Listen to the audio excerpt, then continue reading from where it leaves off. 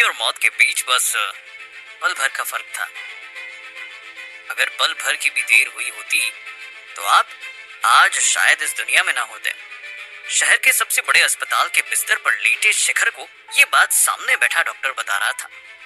आपकी हड्डियां पसलियां तो नहीं टूटी, मगर खून बहुत बह गया था। अब जाकर आपको होश आया। अगर इन्होंने आपको सही वक्त पर यहाँ नहीं लाया होता तो आपको बचाना मुश्किल होता। डॉक्टर ये बात कमरे की खिड़की के पास खड़े जोसेफ को देखते हुए बोलते हैं। शिखर भी आभार भरी आंखों से जोसेफ की ओर देखे जा रहा था। डॉक्टर खड़े होते हुए बोला, आप लगभग रिकवर हो चुके हो, बस थोड़ी सी कमजोरी होगी कुछ दिनों तक। इतना बोलकर डॉक्टर शिखर से विदा लेकर कमरे से निकल जाता है। शिखर के इशारे पर जोसेफ पास आकर बैठता है। जोसेफ अपने माथे पे शिकन के साथ बोलता है, मुझे आपको कुछ बताना है। मैंने आपके यहाँ होने की बात अब तक किसी को नहीं बताई। उम्मीद है मेरी इस गलती की वजह से आप किसी दिक्कत में ना पड़ गए हो। शिखर जोसेफ को आश्वासन देते हुए बोलता है, तुमने जो भी किया सही किया, किसी बात की माफी मांगने की कोई जरूरत नहीं। शिखर अपने आसपास ढूंढते हुए बोलता है, मेरा फोन कहाँ है जोसेफ? जोसेफ अपनी जेब से शिखर का फोन निकालकर उसे थमा देता है। शिखर एक धीमी आवाज में बोलता है, क्या तुम थोड़ी देर कमरे के बाहर जाकर मेरा इंतजार कर सकते हो? जोसेफ अपना सर हिलाता है और बिना कुछ बोले कमरे के बाहर निकल जाता है। शिखर अपना बंद पड़ा फोन चालू करता है। जैसे ही फोन चालू होता है, एक साथ कई संदेश और मिस्ड कॉल्स की नोटिफिकेशंस आती हैं। उनमें से ज्यादातर बबीता के थे, जिन्हें देख वो अपना फोन कसकर पकड़ लेता है। उसके मन में बार बार यही बात घूम रही थी कि उसने शुभचिंतक की दी चेतावनी को नजरअंदाज किया। बस इसी कारण उसे बेरहमी से पिटवाया गया था बबीता के द्वारा। शिखर के मन में ये चल ही रहा था, तभी उसके फोन पर बबीता का फोन आने लगता है। इसे देख उसका गुस्सा सातवें आसमान पे पहुंच जाता है। वो फोन उठाकर कुछ बोलने ही वाला होता है, तभी दूसरी ओर से बबीता उसे काटते हुए उस पर चिल्लाना शुरू कर देती है। कहाँ हो? किसी को बताए बिना इतने दिनों से कहाँ गायब हो गए? जिम्मेदारी नाम की कोई चीज है या नहीं तुम में? पैसे ऐसे ही किसी को नहीं मिलते हैं। अगर मिले हैं तो उनके साथ जिम्मेदारी भी उठाना सीखो। और रही मुझे काम से निकालने की बात, तो जब तक तुम्हारे पास उनके दिए हुए पैसे हैं, तुम मुझे काम से नहीं निकाल सकते। शिखर धीमी आवाज में बोलता है, मुझे एक मदद चाहिए। बबीता हैरान होकर पूछती है, क्या? तुम्हारे बैंक खाते के डिटेल्स भेज सकती हो? शिखर बोला। जैसे ही बबीता अपने खाते के डिटेल्स भेजती है, शिखर फोन काट देता है और आते हैं बबीता को दो संदेश, जिसे देखकर उसकी आंखें खुली की खुली रह जाती हैं। पहले संदेश में लिखा था, आपके अकाउंट में 30 करोड़ ट्रांसफर हुए हैं, और दूसरे में, मैंने सारे पैसे वापस कर दिए हैं। आज के बाद मुझे वापस फोन मत करना। अस्पताल में लेटा शिखर अपने फोन पर बार बार आ रहे बबीता का कॉल देखते हुए भी नजरअंदाज करता है और जोसेफ को वापस कमरे में बुलाता है। आखिर तुम मेरी इतनी मदद क्यों कर रहे हो? इससे पहले शिखर अपना सवाल खत्म कर पाए, जोसेफ जवाब देने लगता है। उस दिन आप चाहते तो मुझे काम से निकाल सकते थे, मगर आपने ऐसा नहीं किया। आप इस मुंबई शहर में अकेले हो जो मुझसे इंसानों जैसा पेश आए। उसी नाते मैंने जो भी किया वो मेरा फर्ज था। जोसेफ की बात सुनकर शिखर मुस्कुरा देता है। इतने दिनों बाद उसे इस शहर में कोई मिला है जिसने शिखर को अपनापन महसूस करवाया। अस्पताल से वापस आते ही शिखर होटल में अपने कमरे की ओर जाता है और अपना सामान बांधना शुरू कर देता है। अपने पुराने कपड़े, अपने चाचा की आखिरी निशानियां, वो सब चीजें जो उसकी पुरानी जिंदगी से जुड़ी थी, उन सबको एक बैग में रखते हुए शिखर बस बार बार यही सोचता है कि अब आगे क्या करना है। मन में भी कहीं न कहीं ये सवाल भी आ रहा था कि उसने जो किया, क्या वो सही था भी या नहीं? उससे मैं कहीं गलत कदम तो नहीं ले लिया? इसी कश्मकश में शिखर सामान बांध ही रहा था कि उसके फोन पर एक संदेश आता है। संदेश में लिखा था, आपके अकाउंट में 30 करोड़ वापस भेज दिए हैं, आपका शुभ चिंतक। संदेश पढ़ते ही शिखर का चेहरा मुरझा जाता है। आगे क्या करना है, इसी सोच में वो मायूस होकर बिस्तर पर बैठ जाता है। तभी दरवाजे पर एक दस्तक उसका ध्यान भटका देती है। वो देखता है कि किसी ने एक लिफाफा उसके दरवाजे के नीचे से अंदर खिसका दिया है। लिफाफा खोलने पर शिखर को उसमें बैंक का दिया हुआ एक डेबिट कार्ड दिखता है, जिस पर उसका नाम लिखा है। शिखर कार्ड को देखते हुए सोचता है कि वो पैसे रखकर अपनी सारी दिक्कतें हमेशा के लिए खत्म कर सकता है, पर उसे यह भी मालूम है कि वो किसी की कठपुतली बनकर अपनी जिंदगी नहीं बिता पाएगा, जिन्होंने एक चेतावनी नजरअंदाज करने पर इतनी बेरहमी से पिटवाया। अगर आगे कभी शिखर ने उनकी कोई भी बात नहीं मानी तो न जाने उसके साथ क्या करेंगे। शिखर अपने हाथों से कार्ड तोड़ते हुए यही फैसला करता है, अपनी जिंदगी मुझे अपने दम पर जीनी है। आज के बाद मैं किसी के सामने नहीं झुकने वाला। इसी दौरान शिखर अपने फोन से पैसे वापस बबीता के अकाउंट में भेजता है और अपने बैंक को कॉल करके अपना अकाउंट बंद कर देता है। अपने पुराने कपड़े पहन शिखर कंधे पर अपना बैग और चेहरे पर एक मुस्कान लिए होटल से चला जाता है। अस्पताल के बाद शिखर आज पहली बार कॉलेज आया था और अनन्या उसे देखते ही उस पर सवालों की बौछार कर देती है। मेरे साथ डेट पे नहीं जाना था तो मना कर देते, तुम तो सीधा गायब ही हो गए। शिखर को छेड़ते हुए अनन्या बोलती है।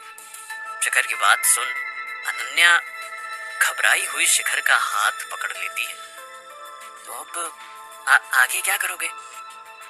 अनन्या मासूमियत भरी आवाज में पूछती है।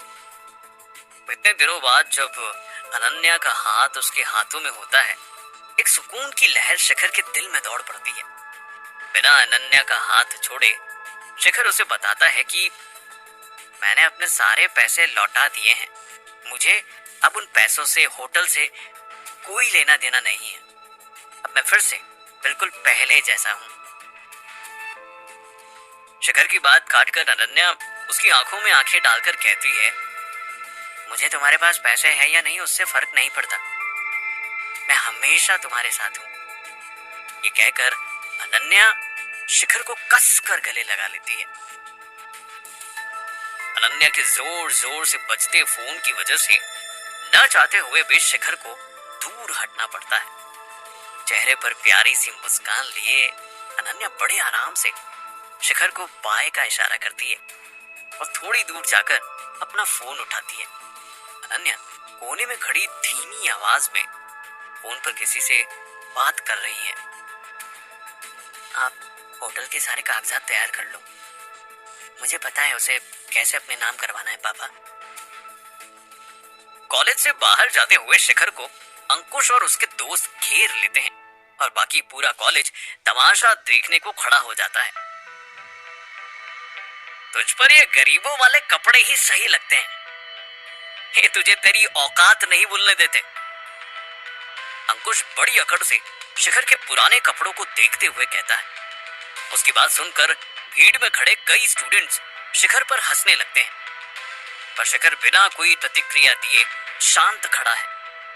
उसे अंकुश या किसी से बिना बात बहस करने में कोई दिलचस्पी नहीं है। शिखर को इतना शांत देखकर अंकुश का गुस्सा और बढ़ जाता है। आग में घी डालते हुए उसके साथ खड़े कुछ दोस्त अंकुश को और उत्तेजित करते हैं और वो तैश में आकर शिखर को मारने के लिए हाथ उठाता है। शिखर उसके हाथ को रोकते हुए बड़े आराम से उसका कॉलर पकड़कर उसे अपनी ओर खींचता है। भीड़ में ये देखकर सनसनी उठ जाती है। अंकुश के चेहरे पर भी पल भर के लिए डर नजर आता है। उसे एसपी की दी हुई शिखर से दूर रहने की चेतावनी याद आती है। शिखर अंकुश को घूरते हुए कहता है, मैं तुझे कुछ कह नहीं रहा, इसका मतलब ये नहीं है कि तू जो तेरे मन में आए बोलता चला जाए। अपनी हद में रह। इसी के साथ वो उसका कॉलर छोड़कर वहां से जाने लगता है। अपने आसपास सभी दोस्तों को हंसते हुआ देखकर अंकुश उसकी ओर घूरते देख गुस्से में बोलता है, अंकुश, तू भी अपनी हद में रह। तेरी हिम्मत कैसे हुई मुझसे ऐसे बात करने की? हम सभी यहाँ जानते हैं कि तू इतना अमीर कौन से काम करके बना है। तेरी एक बार पुलिस में शिकायत करती ना, सारी जिंदगी जेल में रहेगा। तू मेरी क्या शिकायत करेगा? तू और तेरे दोस्तों के संदेश आए थे मेरे पास गांजा खरीदने। तब तो तुम में से किसी को ये सब गलत नहीं लग रहा था। उल्टा तुम चाहते थे कि तुम सभी को दोस्ती में थोड़ा सस्ते में दे दूं। क्यों? भूल गया? शिखर ने ताने कसते हुए अंकुश को कहा, वैसे मैंने सुना है ज्यादा गांजे से याददाश्त कमजोर होती है, इसलिए तू भूल गया होगा। एक हल्की सी मुस्कुराहट के साथ ये बात कहकर शिखर घेरे से बाहर निकलता है। अब शिखर के सामने आने की या उसे रोकने की किसी की हिम्मत नहीं होती। शिखर का जवाब सुनकर अंकुश भी दंग रह जाता है। वो पलट के कुछ कहता है पर उसकी बात को अनसुना कर शिखर वहां से निकल जाता है। ऐसे वापस कर देने के बाद शिखर को अपना गुजारा करने के लिए कोई ना कोई साधन तो चाहिए ही। यही सोचते सोचते शिखर अपने पुराने रवि के दिलाए डिलीवरी वाले काम के ऑफिस अपने पुराने बॉस के सामने आ खड़ा होता है। तूने इसे अपने बाप का घर समझा हुआ है क्या? जब मन किया काम मांग लिया, जब मन किया बिना बताए छोड़ दिया। गुस्से से घुर्राता हुआ बॉस सामने खड़े शिखर से कहता है, मैं जानता हूं मैंने आपको कोई भी वजह नहीं दी है मुझ पर भरोसा करने की या मुझे फिर से इस नौकरी पर रखने की। शिखर शर्मिंदगी से कहता है, पर पिछली बार आपने जो मेरी मदद की थी, मैं अभी भी उस बात का एहसान मानता हूँ और बस एक मौका चाहता हूँ खुद को साबित करके दिखाने का। इस बार मैं आपको कोई भी शिकायत का मौका नहीं देना चाहता। शिखर ये बात इतने विश्वास के साथ कहता है कि उसके बॉस प्रशांत के चेहरे की कठोरता थोड़ी कम होती है। प्रशांत कुछ देर सोचता है और कहता है, मैं तुझे एक और मौका देने के लिए तैयार हूँ, मगर पिछली बार का हर्जाना भी भरना होगा। पहले एक हफ्ते तुझे आधी सैलरी ही मिलेगी। मंजूर है तो कल से काम पे आ जाना। प्रशांत ने शिखर को ये बात धमकाते हुए कही, पर शिखर ने मन ही मन ठाना कि इस बार जो भी हो जाए वो इस मौके को हाथ से नहीं जाने देगा। शिखर विनम्रता से सर हिलाता है और एक छोटी सी मुस्कुराहट लिए दफ्तर से बाहर निकल जाता है। शिखर कंपनी के बाहर निकल ही रहा होता है कि रवि उसे अचानक यहाँ देखकर चौंक जाता है। अरे तू यहाँ क्या कर रहा है? मुझे लगा इस गरीब को तो तू भूल ही गया होगा अब तक। शिखर पर तंज कसते हुए रवि बोलता है, घर चल, वहां आराम से बैठ के बातें करेंगे। शिखर का हाथ खींचते साथ ले जाते हुए रवि कहता है। रवि की बात काटते हुए शिखर बड़ी गंभीरता से कहता है, तुझे कुछ जरूरी बात बतानी है। मुझे मेरी डिलीवरी वाली नौकरी वापस मिल गई, कल से काम शुरू करना है। शिखर की बात सुनकर रवि हैरान हो जाता है, पर तू अब डिलीवरी वाली वो छोटी सी नौकरी क्यों करेगा? और मैंने तो सुना था तूने होटल भी खरीद लिया है। इतनी जल्दी सारे पैसे उड़ा दिए क्या? रवि हंसते हुए पूछता है। अब भी गंभीर चेहरा बनाए शिखर रवि को बताना शुरू करता है कि कैसे उसने अपना सारा पैसा वापस कर दिया है। ये बात सुनकर रवि के चेहरे की मुस्कुराहट तुरंत गायब हो जाती है और वो दंग होकर बस शिखर को देखते जाता है। मुझे मेरी जिंदगी अपने दम पर जीनी है। रवि को समझाने की कोशिश करते हुए शिखर अपनी बात रखता है। शिखर की यह बात सुनकर मानो रवि को होश आता है और वो उस पर भड़कते हुए कहता है, तू ये कैसे कह सकता है? इतना जल्दी भूल गया कि तू इस गरीबी के कारण किन किन दिक्कतों से गुजरा था। क्या तुझे ये अब तक समझ नहीं आया कि कुछ भी कह लो या सोच लो, पर एक गरीब गरीब ही होता है। गरीब पैदा होता है, गरीब ही मर जाता है। कड़वी सच्चाई है ये इस समाज की, जो जितना जल्दी मान लो उतना ही अच्छा होता है। शिखर शांत खड़ा रवि की बातें सुने जा रहा था। तुझे पता है कितने मुश्किल से मैंने मकान मालिक को इस महीने रोका था कि वो घर से ना निकाल फेंके। बेदखल होने वाला हूं मैं अपने ही घर से, ऊपर से लोगों से जो उधार लिया है वो अलग। सोचा था तुझसे थोड़ी मदद ले लूंगा, पर तू तो उल्टा खुद मदद मांगने आया है।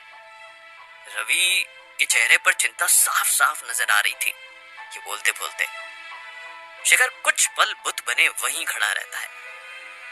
रवि की किसी बात का कोई जवाब नहीं था शिखर के पास। अगले दिन ऑफिस में सभी डिलीवरी वाले लड़कों को एक साथ बुलाकर प्रशांत उन्हें धमकाते हुए कहता है, आजकल काम चोरी बहुत करने लगे हो तुम सब, इसलिए आज तुम में से जो भी सबसे कम डिलीवरी करेगा उसे मैं नौकरी से निकाल रहा हूं, और इस लिस्ट में सबसे ऊपर तुम दोनों हो। रवि और शिखर की ओर इशारा करते हुए प्रशांत कहता है। शिखर और रवि हामी में सिर हिलाते हैं और अपना डिलीवरी का बैग लेकर अपनी गाड़ी की ओर बढ़ते हैं। बाहर पहुंचकर शिखर अपना बैग लेने जाने ही वाला होता है कि पीछे से रवि उसे आवाज लगाता है, अरे सुन, तुझे प्रशांत सर वापस बुला रहे हैं।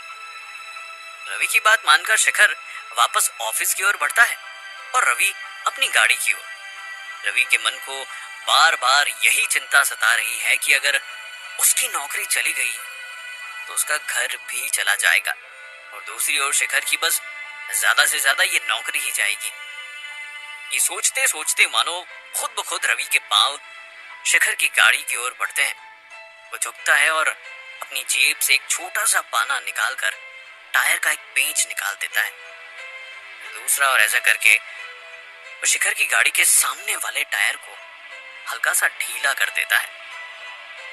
शिखर को ऑफिस से बाहर आता देख रवि अपना बैग उठाता है और अपनी गाड़ी पर बैठकर डिलीवरी के लिए निकल जाता है। शिखर भी तेज रफ्तार में अपनी गाड़ी लेकर डिलीवरी के लिए निकल जाता है। अब क्या होगा शिखर का? क्या वो अपने आप को किसी दुर्घटना से बचा पाएगा? क्या होगा जब उसे ये पता लगेगा कि ये सब रवि ने किया है? आगे जानने के लिए सुनते रहिए मिलियनेयर डिलीवरी बॉय। शिखर डिलीवरी के लिए तेज रफ्तार से जा रहा है और जैसे ही तेजी से टर्न लेता है उसकी गाड़ी का टायर निकलने लगता है और गाड़ी स्लिप होते हुए सामने से आ रही एक कार से उसकी गाड़ी जा टकराती है। शिखर सड़क पर पड़ा कराह रहा है। लोग वाहन खड़े करके देख रहे थे, तो कोई गाड़ी वाले को कोस रहा है, तो कोई कह रहा है कि इसी लड़के की गलती है, पर कोई मदद को आगे नहीं आ रहा। एक आदमी आकर उसकी गाड़ी खड़ी करके उसे सड़क से अलग खड़ा कर देता है। चोट घुटने में थी। शिखर उठने की कोशिश करता है पर उससे उठा नहीं जाता। घुटने से खून बह रहा है। अपने सर में दर्द महसूस कर वो हाथ से छूता है, मगर हाथ में लगे खून से ये पता चलता है कि सर में भी चोट लगी थी और यहाँ वहां जिस्म में कई जगह खरोंचे थी। जिस कार से उसे टक्कर लगी थी वो अभी भी वहीं खड़ी हुई है। पीछे से लोग हॉर्न मारे जा रहे हैं। पीछे से एक आदमी चिल्लाता है, अरे हटाओ, ये किसकी गाड़ी है? बीच सड़क में खड़ी कर रखी है। गाड़ी का एक दरवाजा झटके से खुलता है और तेजी से एक सुंदर नौजवान लड़की शीना भागते हुए शिखर के पास आती है। शिखर दोबारा उठने की कोशिश कर ही रहा था कि उसे आकर उसे सहारा देती है और उठने में मदद करती है। शीना शिखर का एक हाथ उठाकर अपने कंधे पर रखती है और अपने कंधे से सहारा देते हुए गाड़ी की ओर जाने लगती है। शिखर को चोट और जख्मों से ज्यादा तकलीफ ये बात दे रही थी कि ये दुर्घटना कुछ दिन पहले हुई होती तो इलाज भी करा लेता। तब तो इतने पैसे थे कि चाहता तो पूरा अस्पताल खरीद सकता था, लेकिन अब ये पैसे कहां से जुटाएगा? शिखर अपने ख्यालों से वापस आता है तो उसे शीना की आवाज सुनाई देती है, चलो हॉस्पिटल थोड़ी दूर है, जल्दी पहुंच जाएंगे। शिखर अपना हाथ शीना के कंधे से हटाता है और कहता है, आप रहने दीजिए, मैं ठीक हूँ, मैं खुद चला जाऊंगा, इतनी भी कोई चोट नहीं लगी है। वो इधर उधर देखता है, मेरी बाइक कहाँ है? शीना शिखर का हाथ उठाकर वापस अपने कंधे पर रखते हुए कहती है, ऐसे कैसे खुद चले जाओगे? ठीक से चला तक नहीं जा रहा तुमसे। मेरी गाड़ी है ना, मैं छोड़ देती हूँ। देखो गलती मेरी है तो मेरी जिम्मेदारी बनती है। अब चलो चुपचाप। शिखर धीरे से कहता है, आप समझ नहीं रही, मेरे पास अस्पताल जाने के पैसे नहीं है। मैं घर जाकर पट्टी कर लूंगा, चोट इतनी भी ज्यादा नहीं है। शिखर ये बात कह ही रहा होता है कि उसके पांव पर नीचे पड़े पत्थर से ठोकर लगती है और वो कराह जाता है। दोनों गाड़ी के पास आ चुके हैं। शीना शिखर की तरफ दया से देखती है और गाड़ी का दरवाजा खोलते हुए कहती है, पैसे की चिंता तुम मत करो, तुम बस गाड़ी में बैठो, मैं पैसे दे दूंगी। शिखर अपने आंसू भरी आंखों से शीना की तरफ देखता है और दर्द में मुस्कुराने और शीना का बार बार शुक्रिया अदा करते हुए गाड़ी में बैठ जाता है। शिखर घुटने और सर पर पट्टियां बांधे अपने अस्पताल के कमरे में लेटा है। बगल में खड़ी शीना बोलती है, तुम लेटे रहो, मैं बिल भरने का इंतजाम करके आती हूँ, और कमरे से निकल जाती है। कमरे के दरवाजे के पास रवि छुपकर खड़ा होता है, सर झुकाए, आंखों में आंसू लिए। रवि एक दर्द भरी सांस लेता है और हिम्मत जुटाते हुए कमरे के अंदर जाता है। शिखर के चेहरे पे एक मुस्कान आ जाती है रवि को देखकर, और वो बोलता है, तू तो गुस्सा होने का नाटक कर रहा था ना, मुझे पता था। जैसे ही मेरे एक्सीडेंट की खबर तुझ तक पहुंचेगी, तू भागा भागा आ जाएगा यहाँ। रवि की आंखें झुक जाती हैं, वो शिखर से नजरें नहीं मिला पा रहा।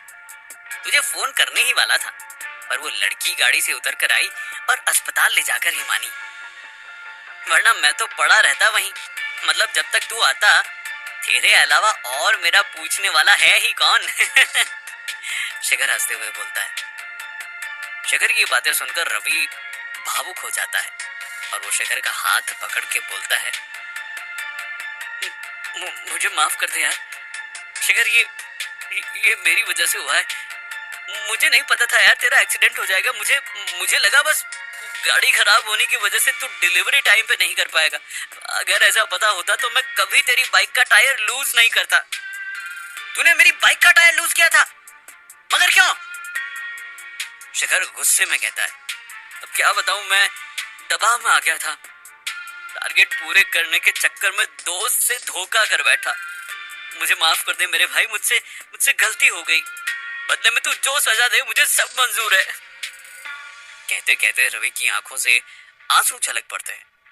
शिखर उसे चुप कराता है और उसके कंधे पर दिलासे से हाथ रखते हुए कहता है, मैं समझता हूँ मजबूरी इंसान से क्या क्या करा सकती है। अब छोड़, जो हो गया सो हो गया। रवि अपने आंसू पोंछते हुए कहता है कि मैंने भी वो नौकरी छोड़ दी, अब मैं तेरे साथ ही रहूंगा। जो होगा मिलके देख लेंगे। तो क्या हो गया, घर से बेदखल कर दिया जाएगा मुझे। अब तो हम दोनों जहां रहेंगे साथ रहेंगे, चाहे रेलवे स्टेशन पर ही क्यों ना सोना पड़े हम दोनों को। शिखर रवि की ये बात सुनते ही उसे खींचते हुए गले से लगा लेता है। दोनों मानो किसी बिछड़े भाइयों की तरह एक दूसरे को कस के गले लगाते हैं। शिखर दर्द भरी आवाज में बोलता है, वो सिर्फ तेरा घर नहीं, मेरा भी घर है। उस घर को मैं बचाऊंगा। शिखर के सब्र का बांध अब टूट चुका है। वो कुछ देर सोचता है और सेक्रेटरी बबीता को फोन मिलाता है। बबीता उधर से जवाब देती है, उन्हें पता है कि तुम अस्पताल में हो, तुम्हारे अकाउंट में कुछ पैसे भेज दिए गए हैं। शिखर एक पल के लिए ये बात सुनकर चौंकता तो है। उन्हें कैसे पता कि मैंने किसके लिए फोन किया? मगर इस बारे में बिना कुछ ज्यादा सोचे शिखर रवि को पैसे देता है, मकान मालिक को पैसे देने को। और दोनों मुंह बोले भाइयों ने अपनी पुरानी बातें की। शिखर ने अपनी पूरी शुभचिंतक की कहानी भी बताई रवि को, जिसे सुनकर रवि बोलता है, मुझे पहले से ही लगता था तुझसे ज्यादा बदकिस्मत इंसान और कोई हो ही नहीं सकता, और आज लग रहा है कि तुझसे ज्यादा किस्मत वाला कोई और नहीं होगा। थोड़ी देर बाद जब शिखर और रवि डिस्चार्ज के कागज पर हस्ताक्षर कर रहे थे और जैसे ही अस्पताल का मैनेजर शिखर से पैसे भरने को बोलता है, बिल देते हुए शिखर को शीना की याद आती है। उसने बोला था कि बिल के पैसे वो देगी। मगर लगता है बिना पैसे दिए ही निकल गई। और शिखर जैसे ही बिल के पैसे जमा कराता है, उसके पीछे से आवाज आती है, ये पैसे कहाँ से आए? शिखर ने पीछे मुड़कर देखा तो शीना खड़ी थी। शीना पास आती है और बोलती है, मैं बिल का इंतजाम ही करने गई थी। तुमने तो कहा था कि तुम्हारे पास बिल्कुल भी पैसे नहीं है। किसी से उधार लिया है तुमने? शिखर शांति पूर्वक जवाब देता है, ये पैसे, ये मेरे ही पैसे हैं। इससे पहले कि शिखर आगे कुछ बोल पाता, शीना ने उस पर चिल्लाना शुरू कर दिया, अगर पैसे थे तो नाटक क्यों कर रहे थे? मैं कब से परेशान थी, कैसे भी किसी से भी बात करके पैसों का इंतजाम किया तुम्हारे लिए, और तुम लड़की देखकर सहानुभूति के लिए गरीब का नाटक करने लगे। अच्छा हुआ सही समय पर आ गई, वरना तुम्हारा ये चेहरा देखने को ना मिलता। इससे पहले कि वो कुछ बोल पाता, शीना नाराज होकर यहां से चली जाती है। शिखर पीछे से आवाज लगाने की कोशिश तो करता है, मगर शीना उसे नजरअंदाज करते हुए वहां से निकल जाती है। शिखर बस यही सोचता रह जाता है कि काश उसे समझा पाता कि उसके पास सच में पैसे नहीं थे तब, और उसने कोई झूठ नहीं कहा। काश वो उसे बता पाता कि उस पर क्या गुजरी है इस वक्त। रवि के पूछने पर शिखर बताता है, यही मुझे अस्पताल लेकर आई थी। रवि हंसते हुए बोलता है, तेरी जगह इसे खुद अपने आप को पागल खाने में भर्ती करवाना चाहिए। शिखर रवि को लेकर अपने कमरे में पहुंचता है। सेक्रेटरी बबीता पहले से ही उसका इंतजार कर रही है। उनके आते ही वो शिखर से कहती है, मैं बस आपको यहाँ ये बताने के लिए आई हूँ कि इस बार आप मुसीबत में थे, इसलिए पैसे भेज दिए गए, लेकिन ये दोबारा नहीं होगा।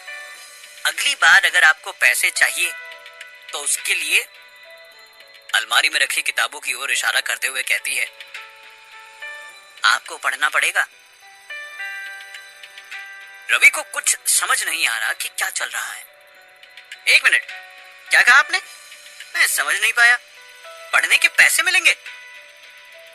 अगर ऐसी बात है तो क्या शिखर की जगह 2-4 किताबें मैं पढ़ लूं? क्या थोड़े बहुत पैसे मुझे भी मिल सकते हैं? रवि बबीता की तरफ देखकर मुस्कुराता है।